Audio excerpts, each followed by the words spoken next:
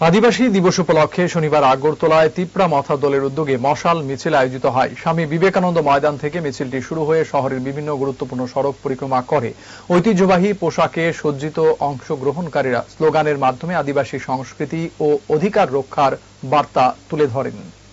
हम लोग का ये डिमांड, हम लोग का ये रैली, जो हम लोग के गांव में रहते हैं उन लोग के लिए ये रैली किया जाता है। और डिमांड एक ही है कि हम लोग ये गांव में रहते हैं उन लोग जो गांव में हम लोग जो अभी किसी इलेक्शन नहीं हुआ है तो वही इलेक्शन करने के लिए वही इलेक्शन की मांग में ये रैली किया जा रहा है।